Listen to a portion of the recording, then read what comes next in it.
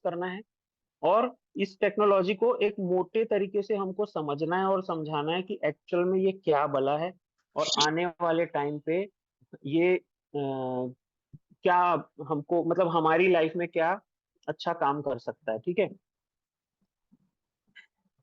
तो चलिए मैं स्टार्ट करता हूँ, और सबसे पहले मैं स्क्रीन शेयर करता हूँ।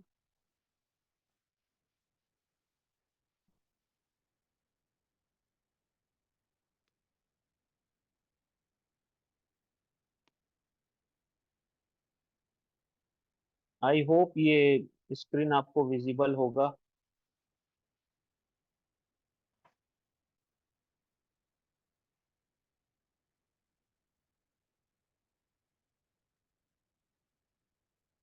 ओके, तो हम स्टार्ट करते हैं। तो अगर आप ब्लॉकचेन टेक्नोलॉजी, क्रिप्टो करेंसी, इसके बारे में जानना चाहते हैं, तो कुछ चीजें हैं जो आप हमेशा ध्यान पे रखिएगा। क्योंकि देखिए, ये तो ऑब्वियस है, ये एजुकेशनल पर्पस का ही प्रेजेंटेशन है। हम आपको ये सिखाएंगे कि किसी क्रिप्टो करेंसी को कैसे चेक किया जाता है, और हमारे प्रोजेक्ट में क्या चीजें हैं जो हमको अच्छी लगी। ठीक है, तो ये प्रॉपर एक एजुकेशनल पर्पस का ही प्रेजेंटेशन है। और किसी भी प्रकार का कोई भी इन्वेस्टमेंट करने से पहले अपना खुद का रिस्क भी जरूर आंक ले कि हम कितना रिस्क ले सकते हैं। राइट, तो अपना खुद का भी रिसर्च बहुत इंपॉर्टेंट होता है। हम सिर्फ आपको गाइड कर सकते हैं कि कैसे रिसर्च करना चाहिए। ठीक है, तो सबसे पहले अगर मैं बात करूं एकदम नए लोगों के लिए, मैं बात बोलूंगा कि ब्लॉकचेन टेक्नोलॉजी क्या होता है। तो अगर आप इसको थोड़ा सा ओवरव्यू देखोगे ब्लॉकचेन टेक्नोलॉजी को, तो ब्लॉकचेन टेक्नोलॉजी का जो सबसे मेन फीचर है ना, वो ये है इसका डिसेंट्रलाइजेशन। ये क्या होता है, जैसे आज तक हम हमेशा हमने सर्वर बेस्ड सिस्टम के बारे में सुना है, जो सेंट्रलाइज्ड होता है। जैसे आम बोलचाल की भाषा में हमने हमेशा क्या सुना है कि चीजें सर्वर डाउन है, या बैंक का हम कोई काम करने गए हैं तो सर्वर अभी डाउन है, या नेट स्लो है, तो हर चीज में हम सर्वर को दोष देते हैं। मतलब सर्वर करके एक कोई सेंट्रल जगह है जहाँ सेंट्रलाइज्ड है, वहां पे सारे डेटा स्टोर होते हैं, उसी को हम सर्वर कहते हैं। तो अभी तक हम क्या है, सर्वर बेस्ड सिस्टम में जी रहे हैं, और वही सिस्टम चल रहा है जब से कंप्यूटर और इंटरनेट की दुनिया आई है तब से। राइट, तो अब क्या हुआ, टेक्नोलॉजी जब डेवलप होते गया, तो 1990s में ब्लॉकचेन टेक्नोलॉजी करके एक टेक्नोलॉजी आया, जो कि सर्वर सिस्टम का जो प्रॉब्लम्स था उसको उसने शॉर्ट आउट कर दिया। यानी कि क्या है, सर्वर में कभी कभी क्या होता है, जैसे सर्वर क्रैश हो गया, सारे डेटा उसमें स्टोर है, या किसी वजह से उसमें ट्रैफिक ज्यादा हो गया, उसका रैम जाम हो गया, तो कुछ समय के लिए सर्वर है वो डाउन हो जाता है। राइट, तो ब्लॉकचेन टेक्नोलॉजी क्या हुआ, यहाँ पर ना जो सारे डेटा है, इंफॉर्मेशन है, उसको ब्लॉक्स के फॉर्म पे रखा जाता है। और सारे ब्लॉक्स एक दूसरे से ना क्रिप्टोग्राफिक तरीके से लिंक रहते हैं। एक 64 डिजिट का हेक्साडेसिमल कोड होता है, जो कि हर एक ब्लॉकचेन में प्रिंटेड रहता है, मतलब उसको दिया जाता है ब्लॉक्स को।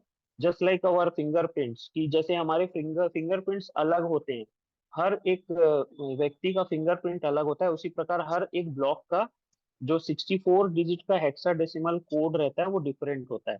तो उसी प्रकार ब्लॉक्स है ना एक दूसरे से कनेक्टेड रहते हैं, इसीलिए उसको ब्लॉकचेन कहते हैं। तो जो डेटा इंफॉर्मेशन है सर्वर की जगह में जब ब्लॉक्स पे रखा जाता है, तो उसी चीज को ना ब्लॉकचेन टेक्नोलॉजी कहते हैं। तो इस टेक्नोलॉजी का फायदा क्या क्या हुआ भाई, सिंपल सी भाषा में अगर आप समझोगे, इसको देखोगे, तो जो जो प्रॉब्लम सेंट्रलाइज सिस्टम में होता है, वो सारे प्रॉब्लम्स को ब्लॉकचेन टेक्नोलॉजी सॉर्ट आउट कर देता है। जैसे फॉर एग्जांपल सेंट्रलाइज सिस्टम में क्या होता है, डेटा एक ही जगह रखा जाता है, और यहाँ तो डेटा का एक्सेस किसी मतलब कि मिनिमम अथॉरिटीज के पास हो जाता है सेंट्रलाइज सिस्टम में। राइट, और जो अगर उसी डेटा को हम ब्लॉकचेन में रखते हैं, तो उसकी जो जो उसका जो एक्सेस है वो मल्टीपल नोड्स के पास आ जाता है। दूसरा एक है कि जो सर्वर, जो सेंट्रलाइज सिस्टम होता है, वो कभी कभी अपने पावर का मिसयूज कर सकता है। लेकिन क्योंकि अगर वो ब्लॉकचेन टेक्नोलॉजी में है, और वो एक क्या कहते हैं नोड्स में है, जैसे 100 और 200 के नोड्स वाला ब्लॉकचेन है, तो उसमें सभी का क्या वोटिंग का जरूरत पड़ता है, वहीं पे सबका परमिशन लेना पड़ेगा किसी भी डेटा को, किसी भी कमांड को एग्जीक्यूट करने के लिए। तो इसलिए क्या होता है, जो ब्लॉकचेन टेक्नोलॉजी है ना, वो उसमें वो सेंट्रलाइज पावर वाला फीचर नहीं होता है। तो यहाँ पर ना एक प्रकार से बोलिए सेंट्रलाइज सिस्टम में जो प्रॉब्लम्स आती है कॉमनली, जैसे अगर मैं उदाहरण के लिए समझाऊं आपको, फॉर एग्जांपल रशिया और यूक्रेन का जो वॉर हो रहा है पिछले 3-4 सालों से, तो क्योंकि ऊपर के टॉप 1% के पास अथॉरिटी है उनके पास में, तो डिसीजन कौन ले रहा है, रशिया के जो प्रेसिडेंट है वो, और यूक्रेन के प्रेसिडेंट है वो। तो ये दोनों की आपसी लड़ाई अगर वो लड़ रहे हैं, तो अपने घर का पूंजी लगा के नहीं लड़ रहे हैं, वो देश का पूंजी लगा के एक दूसरे से लड़ाई कर रहे हैं पिछले 4 साल 5 साल से, राइट। तो अगर यही चीज डिसेंट्रलाइज तरीके में होता सेम चीज, तो रशिया और यूक्रेन दोनों को वॉर करने के लिए ना पहले सारे ब्लॉक से परमिशन लेना पड़ता, तब फिर वो अप्रूव होता। क्योंकि वो सेंट्रलाइज सिस्टम में है, इसलिए वो क्या कर दिए, आपस में डिसीजन ले लिए और फाइट करना शुरू कर दिए।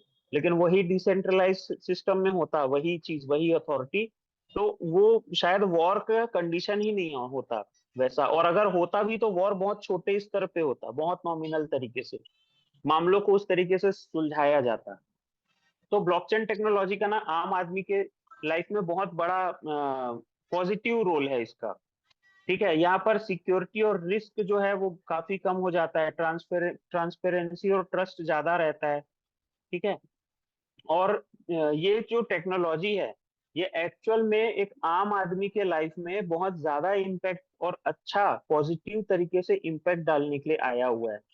और इसका सबसे ज्यादा जो नुकसान होना है वो सेंट्रलाइज सिस्टम में जो ऊपर की अथॉरिटीज है उन्हीं का होना है।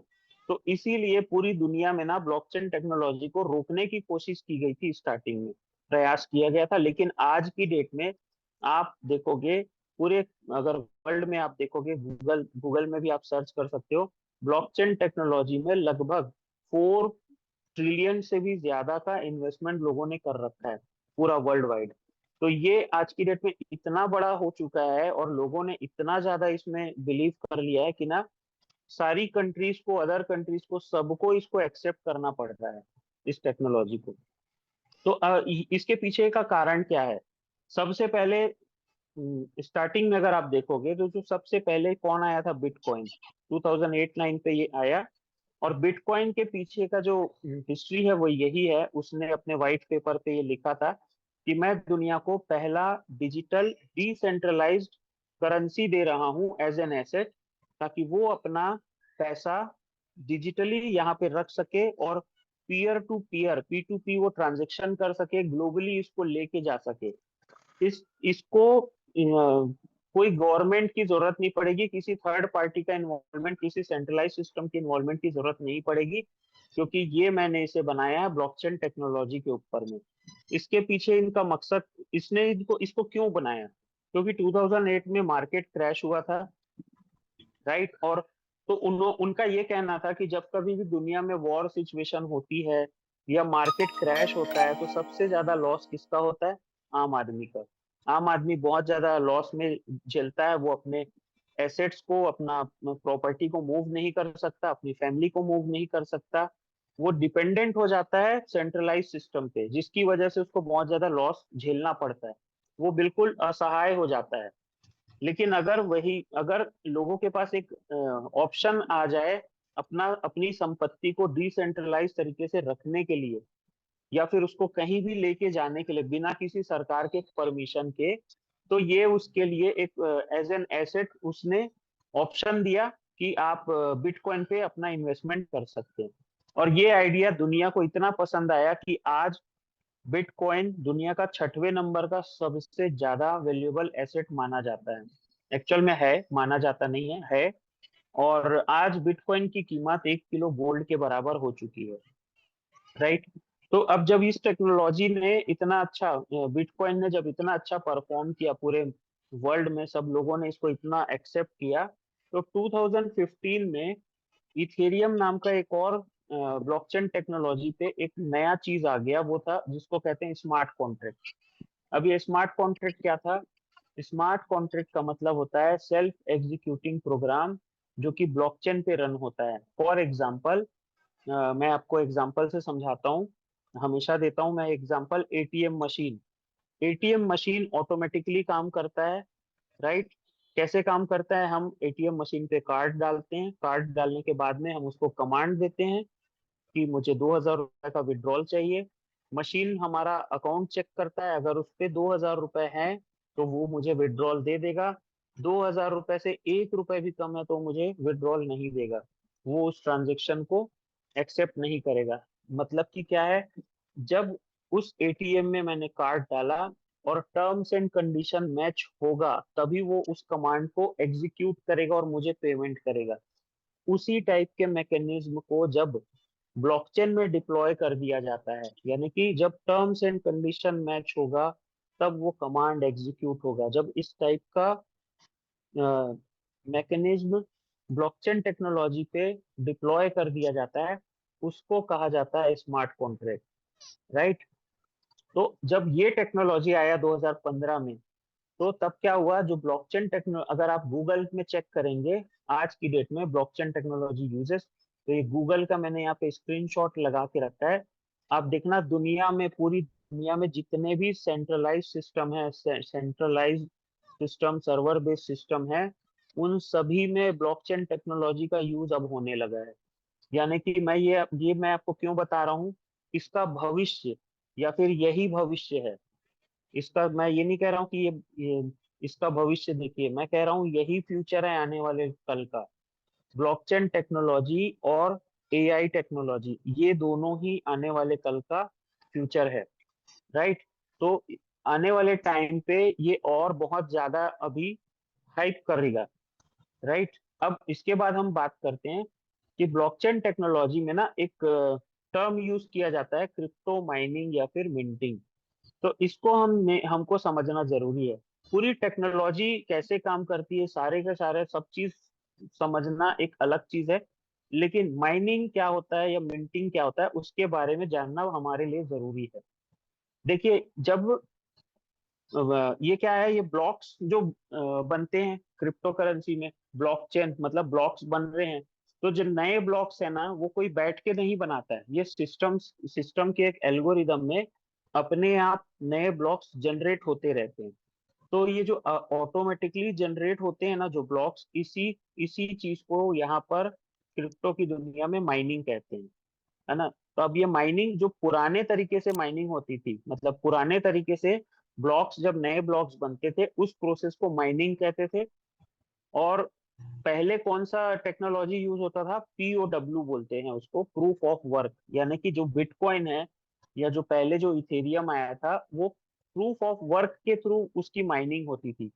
माइनिंग का मतलब क्या होता है, एक कंप्यूटर रहेगा, कंप्यूटर में ग्राफिक्स कार्ड लगे रहेगा, उस पे इंटरनेट कनेक्शन रहेगा, वो कंप्यूटर ऑन रहेगा और उस पे वो एल्गोरिदम रन करता रहेगा और नए ब्लॉक्स जनरेट होते रहेंगे। तो जब ऐसे सिस्टम में जब काम होता है उसको प्रूफ ऑफ वर्क, पीओडब्ल्यू के फॉर्म पे माइनिंग कहा जाता है। तो ये प्रोसेस जो था ना, वो काफी एक्सपेंसिव था और बहुत सारी एनर्जी लगती थी और स्लो था कंपेरेटिवली, अभी के जो लेटेस्ट टेक्नोलॉजी है उनके उनसे कंपेयर करोगे तो। आप अगर पीओडब्ल्यू, प्रूफ ऑफ वर्क से रिलेटेड क्रिप्टो माइनिंग के बारे में थोड़ा और जानना चाहो, ये कैसा है रहता है करके, तो आप चाहो तो यूट्यूब में टाइप करके देख सकते हो, क्रिप्टो फार्म के नाम से। आपको करोड़ों करोड़ों रुपए के सेटअप लगाए वीडियोस आपको दिख जाएंगे। ठीक है? तो जब टेक्नोलॉजी नया आया, नई टेक्नोलॉजी आई, जब प्रॉब्लम आती है तभी कोई नया इन्वेंशन होता है। तो प्रूफ ऑफ स्टैक एक नया टेक्नोलॉजी आ गया जिसमें टोकन्स को स्टैक किया जाता है किसी एप्लीकेशन पे और वहां पर माइनिंग होती है। और जो ये नया तरीका है इसको हम आज की डेट में मिंटिंग कहते हैं, राइट? तो यहाँ पर क्या होता है, एक सिंपल सा हार्डवेयर सिस्टम लगता है, वो आपका मोबाइल हो सकता है, टैबलेट हो सकता है, पीसी हो सकता है, कोई भी कुछ भी हो सकता है। और वहां पर आप टोकन्स को इनके एप्लीकेशन में स्टैक करके रखते हैं, है ना? स्टैक करके, यानी कि आप अपने टोकन्स को वहां पर फॉर वर्किंग पर्पस आपने वहां पर दे दिया है, और वहां पर नए टोकन्स मिंट होते रहेंगे। तो एज अ रिवॉर्ड ब्लॉकचेन में क्या होता है, टोकन्स है ना, वो उस पे एप्लीकेशन रन होता है। तो वहां पर आपने जो टोकन स्टैक करके रखा है उससे एप्लीकेशन रन हो रहा है, और बदले में आपको एज एन प्रॉफिट वो हमें एज अ रिवॉर्ड हमको कुछ टोकन्स हमको वो वहां से वो एक्स्ट्रा दे देते हैं। राइट, तो ये प्रूफ ऑफ स्टैक ऐसे काम करता है। तो ठीक है, पर्टिकुलर तो ये हमारा हो गया फ्लो माइनिंग में और मिंटिंग था क्या होती है उसके उसको बारे में कितना मैंने बार बताया।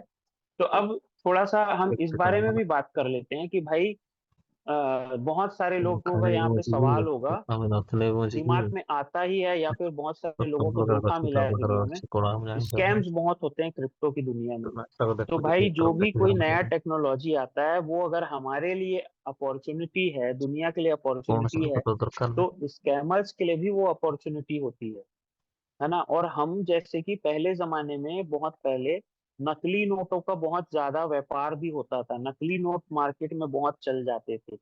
राइट, तो नकली सोना भी मार्केट में बहुत चल जाता था, जमीन से रिलेटेड भी बहुत सारे फ्रॉड हो जाते थे। तो उसी प्रकार आज की डेट में नकली क्रिप्टो से रिलेटेड भी बहुत सारे फ्रॉड होते हैं, क्योंकि हमको असली क्रिप्टो और नकली क्रिप्टो हमको पहचानना नहीं आता है। क्रिप्टो में कुछ तो बात होगी, जो कि दुनिया, पूरी दुनिया आज इसके पीछे लगी हुई है। 4 ट्रिलियन से ज्यादा इन्वेस्टेड है, बड़े बड़े मिनिस्टर, प्रेसिडेंट और सारे लोग क्रिप्टो करेंसी से रिलेटेड बातें कर रहे हैं। बड़ी बड़ी टेक कंपनीज अपना क्रिप्टो लॉन्च हमारा कर रही है। यानी बेटा कि होता ये है ना वो हमारे कुछ वहाँ पर तो क्रिप्टो नाम की टेक्नोलॉजी तो है दुनिया में, इसको तो आप लोगों जोड़ी को की मानना साइड की पड़ेगा, साइड एक्सेप्ट ऐसे करना कि पड़ेगा। मामा की मामा अगर आप असली स्कैम्स को मसाले मानते वो हैं तो बोलते हैं क्रिप्टो भी है, ये भी आपको मानना पड़ेगा। राइट, तो इसको आपको समझना है कि असली क्रिप्टो क्या होता है और नकली क्रिप्टो क्या है। अगर आप प्रॉपर एजुकेटेड हैं, अगर आपको नॉलेज है, आपको घर पे पहचानना जाना आता है असली नोट घर क्या बैठे है, मैं आपको बोलते हैं पहचानना वो आता है आइडिया चीज वो असली साइड सोना में कैसा है, आइडिया आपको पहचानना आता है कि और जमीन डिटेल के सोल तो पेपर्स कुछ असली हैं जाना कि तो नकली विषय है।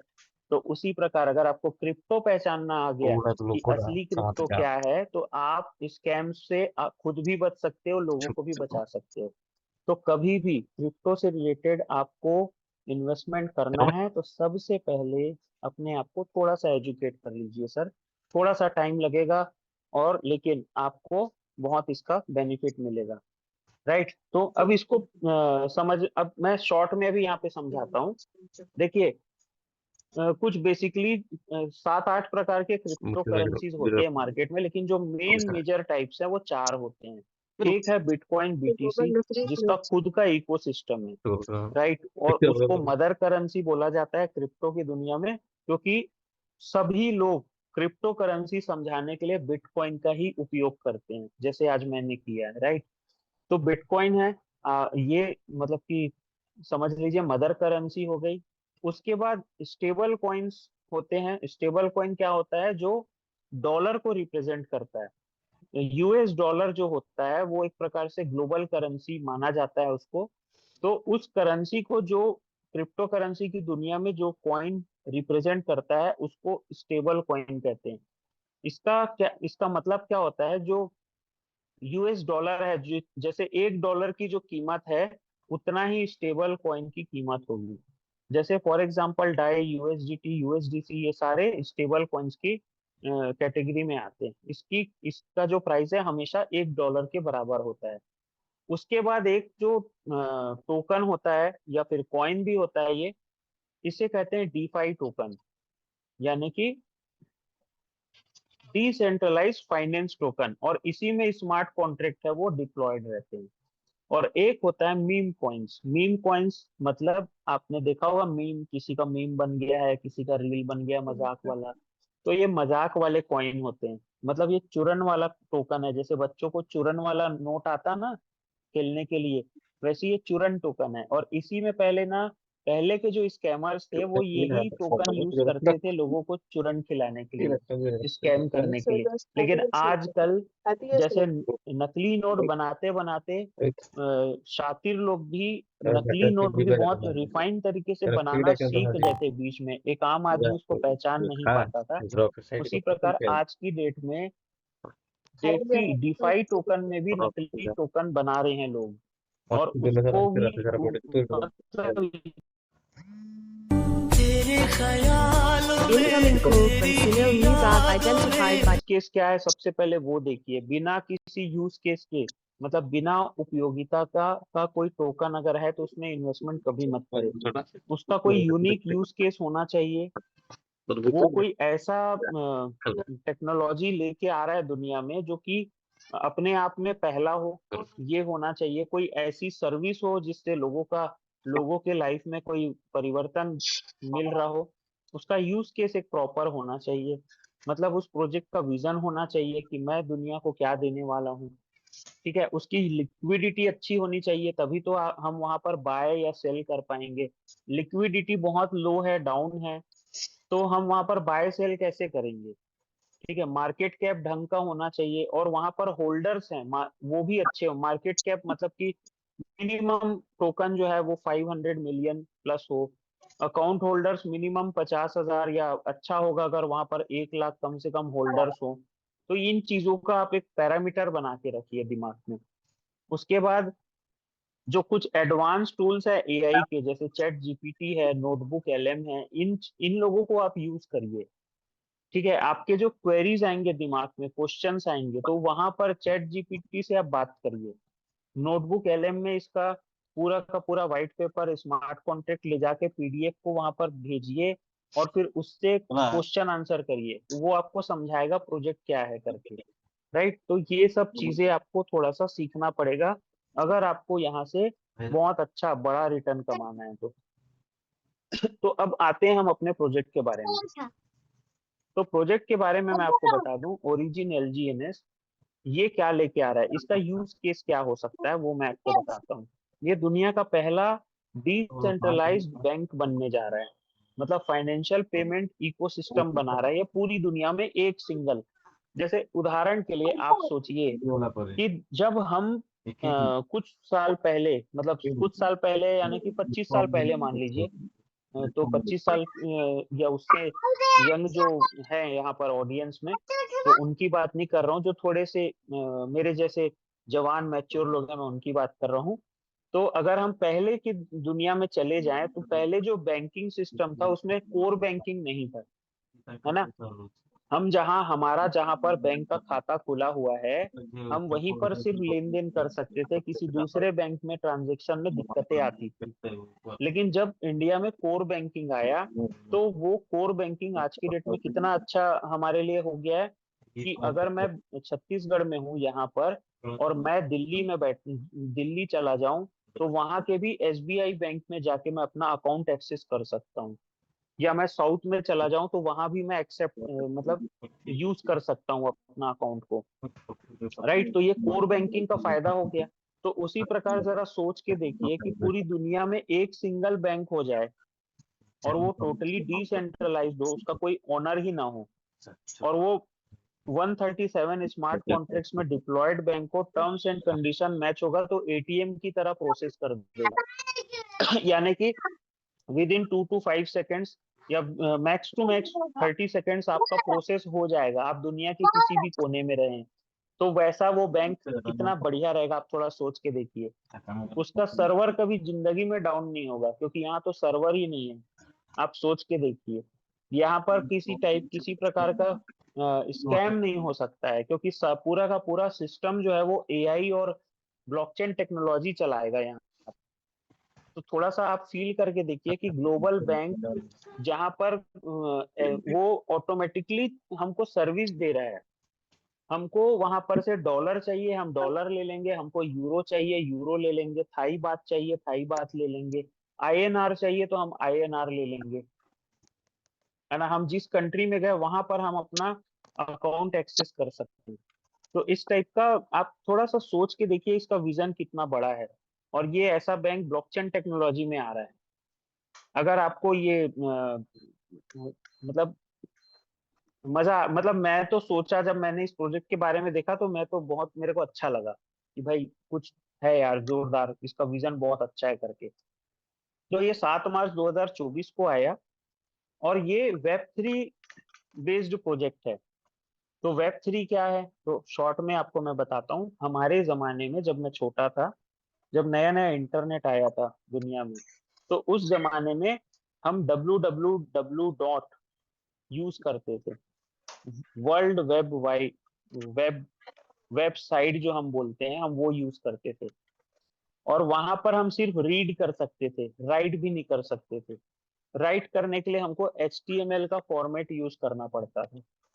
ठीक है, उसके बाद वेब 2 का जमाना आया। वेब 2 आया तो हमारे टाइम पे ऑरकुट आया, याहू मैसेंजर आया, फिर आपका अब तो फेसबुक चलता है, यूट्यूब, इंस्टाग्राम चलता है। ये सब वेब 2 जमाने के प्रोडक्ट्स हैं। इसमें हम हमको क्या फैसिलिटी मिल गया, हम यहाँ पर रीड भी कर सकते हैं, हम यहाँ पे राइट भी कर सकते हैं, हम अपना फोटो डाल भी सकते हैं, अपलोड और डाउनलोड कर सकते हैं, वीडियो भी डाल सकते हैं, राइट, अपना अकाउंट बना सकते हैं। लेकिन वो सारा का सारा जो हम अकाउंट बना रहे हैं वो सेंट्रलाइज्ड है, राइट। मतलब मान लीजिए फॉर एग्जांपल, आप एक टैलेंटेड पर्सन हैं और आपने यूट्यूब में कुछ अपना टैलेंट यूज करके, अपना स्किल यूज करके 1-2 लाख फॉलोअर्स बना लिया आपने, और वहां से आपकी एक अर्निंग शुरू हो गई, आपको मजा आ रहा है। लेकिन आपका जो अकाउंट है, उसका जो टोटा है वो यूट्यूब के हाथ में है। यानी कि उसका उसका जो गला है वो यूट्यूब के हाथ में है। वो कभी भी आपकी आईडी टर्मिनेट कर सकता है, ये अथॉरिटी उसके पास है। और ऐसा हुआ है बहुत सारे लोगों के पास साथ में, कि उसका कुछ लोग हैं जो बहुत अच्छा कर रहे हैं लेकिन आईडी टर्मिनेट हो गया, रीजन XYZ कुछ भी होता है। मतलब वहां पर सुनवाई वगैरह कुछ नहीं होता, सीधा आईडी टर्मिनेट कर दी जाती है, कॉपीराइट इशू है या कुछ भी इशू बता के। लेकिन वही चीज अगर वेब 3 में बना होगा, यूट्यूब वेब 3 में बन जाएगा, फेसबुक वेब 3 में बन जाएगा, और आपकी आईडी वेब 3 टेक्नोलॉजी में बन ओपन हो जाएगी, तो उसके बाद ऑनरशिप आपको पूरा का पूरा आपको ही मिल जाएगा। यूट्यूब का ऑनर या फेसबुक का ऑनर आपकी आईडी ब्लॉक भी नहीं कर सकती, टर्मिनेट भी नहीं कर सकती। ये है वेब 3 टेक्नोलॉजी, यानी कि यहाँ पे हमको ऑनरशिप मिल जाता है।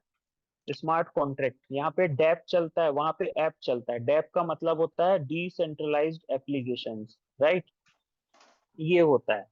तो अब ओरिजिन LGNS है, उसका जो उसकी ऑडिटिंग मॉनिटरिंग सर्टिक कर रही है रेगुलर। ठीक है, इसका ट्रेजरी कॉन्ट्रैक्ट जो है वो आर्मर्स ने ऑडिट कर चुका है। डेक्स स्क्रीनर पे ये लिस्टेड है और ट्रेंडिंग में नंबर 1 चल रहा है। जब से मैं यहाँ पर ज्वाइन हुआ हूँ तब से मैं देख रहा हूँ, ट्रेंडिंग में नंबर 1 चल रहा है डेक्स स्क्रीनर पे। डाओ कम्युनिटी इसकी ओनर है, इसका कोई सिंगल ओनर नहीं है। यानी कि डाओ कम्युनिटी यानी कि कौन, हम ही लोग हैं इसके ओनर, इस सिस्टम के। और ये पॉलीगॉन ब्लॉकचेन में रन करता है। पॉलीगॉन ब्लॉकचेन यहाँ पर मेंशन मैं क्यों कर रहा हूँ, क्योंकि ये बहुत इंपॉर्टेंट है, इसको मैं आगे समझाता हूँ आपको। तो पॉलीगॉन के बारे में बात करूं तो क्या है ये, आप देखना, मैं बता रहा हूँ, 99.99% जितने भी प्रोजेक्ट्स, BNB के प्रोजेक्ट्स आए हैं हमारे देश में, सारे के सारे में स्कैम हुए हैं। क्योंकि BNB का प्रोजेक्ट है, तो वहां पर BNB दुनिया का सबसे बड़ा एक्सचेंज है, बाइनेंस एक्सचेंज, सबसे ज्यादा लिक्विडिटी वहीं पे है, इसीलिए स्कैम भी वहां पे बहुत ज्यादा होते हैं।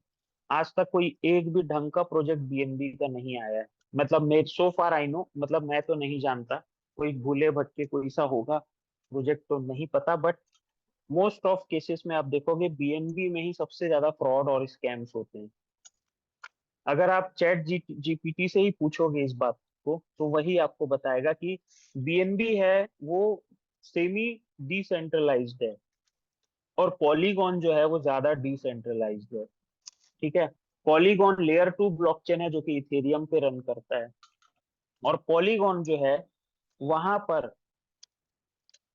इथेरियम बेस्ड प्रोजेक्ट में कोई भी नया प्रोजेक्ट आता है तो उसको बहुत सारे ऑडिटिंग से गुजरना पड़ता है, कम्युनिटी अप्रूवल के से गुजरना पड़ता है, उसके बाद वो लॉन्च होता है, राइट।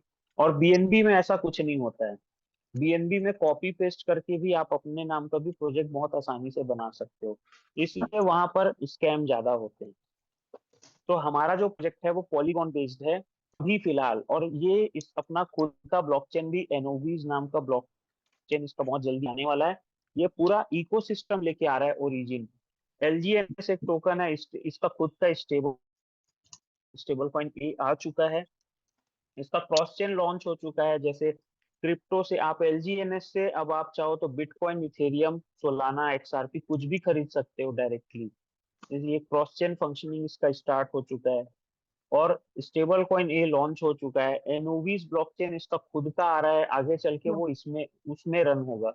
तो अभी जो पॉलीगॉन में जो एक ग्लिच आया था सॉफ्टवेयर अपडेट की वजह से अभी लास्ट कुछ दिनों पहले, तो वैसा वाला प्रॉब्लम फ्यूचर में नहीं आएगा, क्योंकि ये खुद अपना ही ब्लॉकचेन में रन करेगा आने वाले टाइम पे प्रोजेक्ट। तो ऐसा कोई प्रॉब्लम नहीं आएगा, इसीलिए पूरा अपना इकोसिस्टम लेके आ रहे हैं।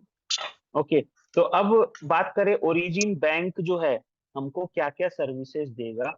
तो ये 18 सर्विसेज की लिस्ट है जो कि ये देगा। ये आप इसके एप्लीकेशन में चेक कर सकते हैं।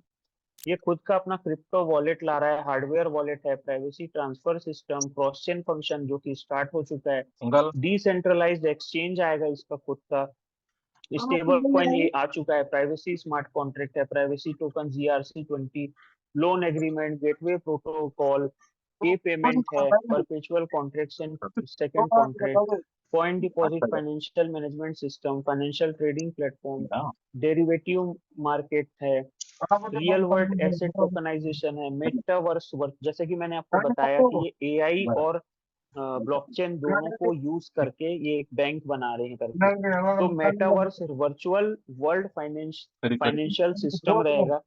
आप एआई से बात करोगे अपनी प्रॉब्लम का सॉल्यूशन के लिए, और वहां पर वो आपको गाइड करेगा। एक global integrated financial autonomous DAO system रहेगा, जहां आगे चल के बैंक जो भी प्रोसेस करेगा और बैंकिंग और फाइनेंस से जो भी गैस फीस जनरेट होगा उसमें से 20% ये सिस्टम को मैनेज करने के लिए, रन करने के लिए रखेंगे, और 80% डाओ कम्युनिटी को ही वो शेयर कर देंगे। इनका जो इनके प्रोजेक्ट में ये बात लिखी हुई है जो मैं आपको बता रहा हूँ वो, राइट। तो ये ऐसा इनका विजन है।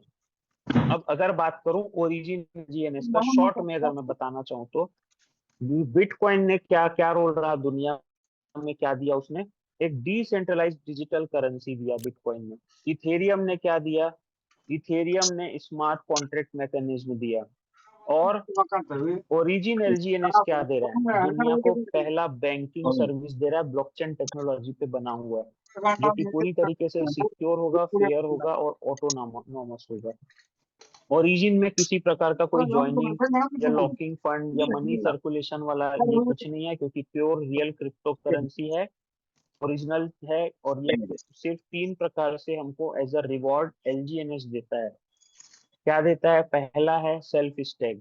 अगर आप चाहो तो जो ये जो एज अ रिवॉर्ड हमको जो सेल्फ स्टेक में टोकन्स देता है, तो जैसे फॉर एग्जांपल आप सिर्फ 10 टोकन यहाँ पे स्टेक कर देते हो 4 साल के लिए, तो वो 1 लाख टोकन बन सकते हैं यहाँ पे। जो इसका जो एपीवाई है उसके हिसाब से बता रहा हूँ, बनेगा इससे ज्यादा, लेकिन मिनिमम आपका इतना जरूर बन जाना।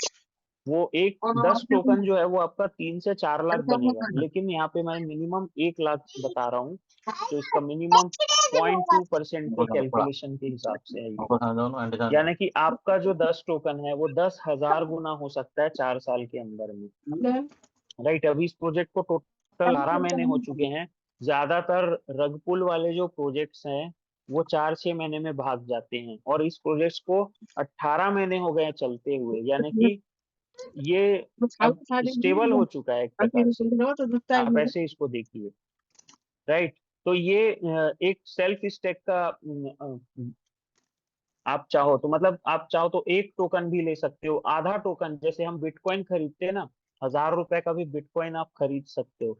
उसी प्रकार आप एलजीएनएस को भी 1,000 का, 500 रुपए का, 200 रुपए का भी आप खरीद सकते हो आप चाहो तो। और 10,000 का, 20,000 का, 50,000 का भी खरीद सकते हो। जैसे आप दूसरा टोकन इथेरियम, सोलाना, एक्सआरपी को कभी भी बेच सकते हो, उसी प्रकार आप एलजीएनएस को भी कभी भी बेच सकते हो। यहाँ पे कोई लॉकिंग और कैपिंग कुछ भी नहीं है। उसके अलावा आप डायरेक्टली एलजीएनएस से बिटकॉइन, सोलाना, एक्सआरपी कुछ भी खरीद सकते हो, क्योंकि ये रियल क्रिप्टो है।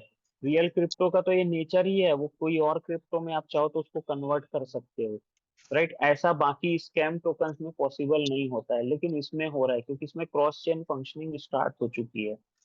अब उसके बाद सेकंड जो अर्निंग का जो स्टाइल है इसका, वो क्या है, स्पाइडर वेब रिवॉर्ड।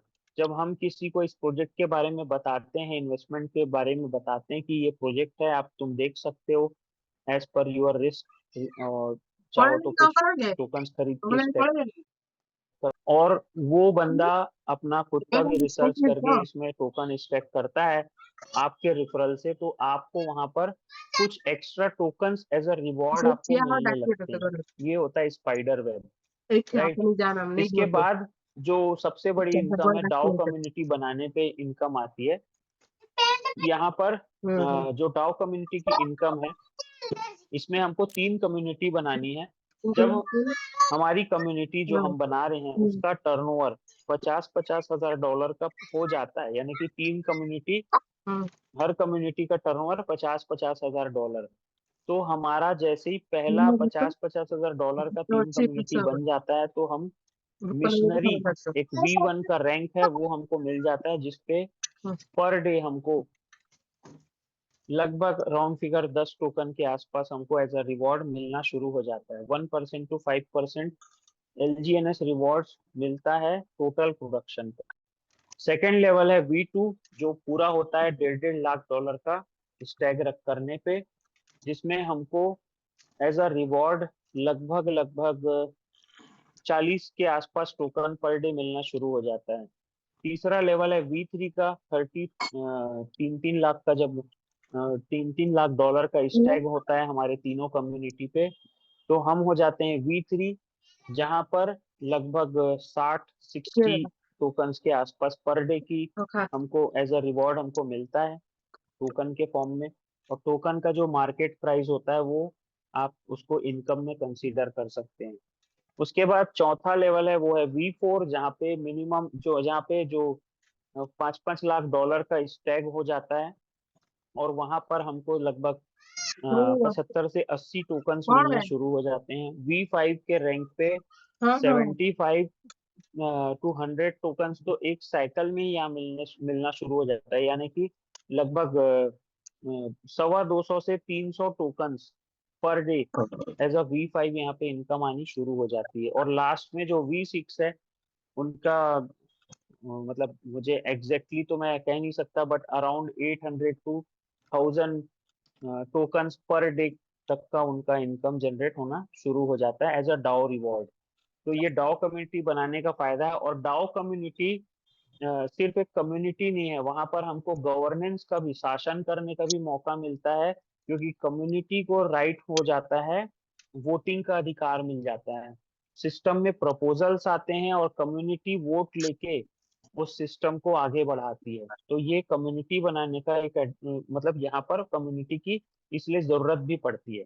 तो ओवरऑल अगर मैं इस प्रोजेक्ट को कंक्लूड करूं, तो मैं ये कहूंगा कि प्रोजेक्ट बहुत अच्छा है, वेरीफाइड है, और इसका बहुत बड़ा और अच्छा विजन है। ये आने वाले टाइम पे $100 बिलियन का भी प्रोजेक्ट हो सकता है।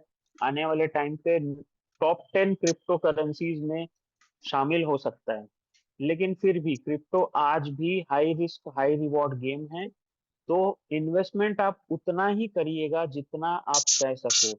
इस चीज को आप हमेशा याद रखिए, कभी भी बहुत सारा लोन लेके इधर उधर से पैसे मैनेज करके ज्यादा लालच में बहुत बड़ा इन्वेस्टमेंट किसी भी क्रिप्टो प्रोजेक्ट में नहीं करना है। अपना रिस्क समझ के, ध्यान पूर्वक और प्रोजेक्ट को समझ के करना है। तो इसी के साथ मैं अपना प्रेजेंटेशन यहीं पे समाप्त करता हूँ। और